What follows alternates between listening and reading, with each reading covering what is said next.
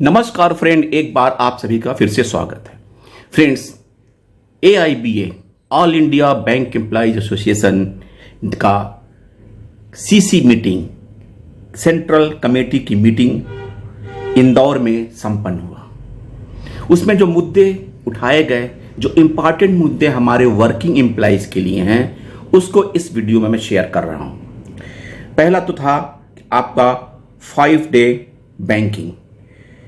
5 day banking के बारे में जो सेंट्रल कमेटी की मीटिंग में बात हुई, उसमें ही inform that during the workman union, during the discussion, workmen union have indicated to the IBA that 5 days banking can be introduced with half an hour increase in total working hours per day.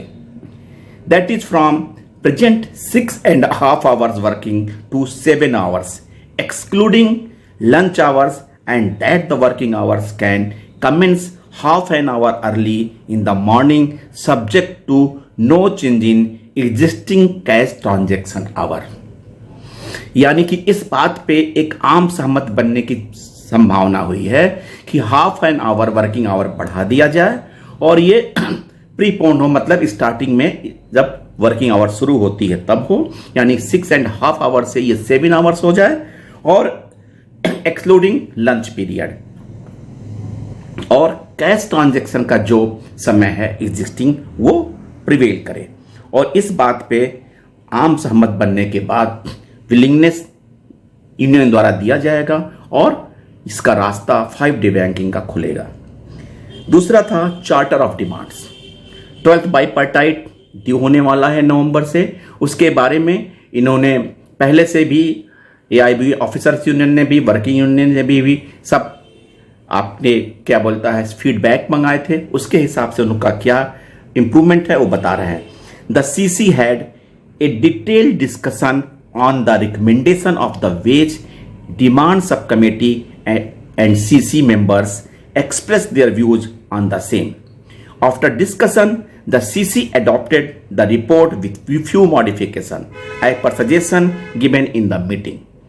This will be now taken up in the meeting of the 4th Workmen Union at Chennai on 6 October when the common charter of demands will be finalized and submitted to IBA।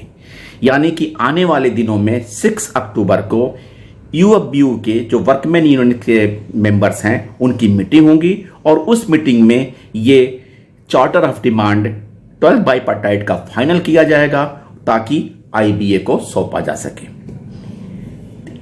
Third point है fight for the educate recruitments, call out for strike. The CC and the Central Committee took serious note of the acute shortage of clerical and service staff in the bank branches, resulting in heavy workload for the existing employee and affecting proper customer services. After discussion, it was decided to launch a struggle on the vital issue and give a call for all India strike demanding adequate recruitment in all the banks.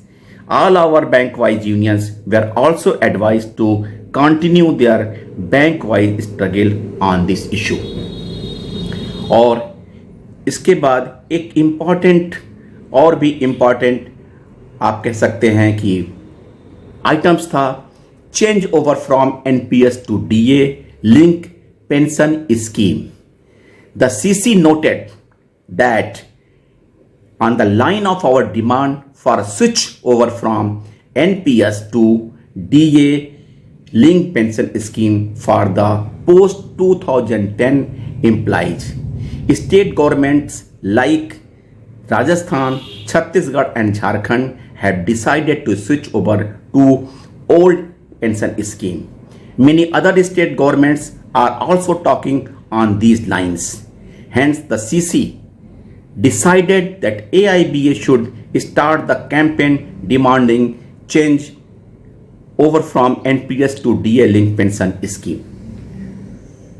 ये सच है कि NPS is not favorable for the working employees after 2010 और union का ये demand कि इसको switch over किया जाए ये बहुत ही रीजनेबल एंड लॉजिकल है।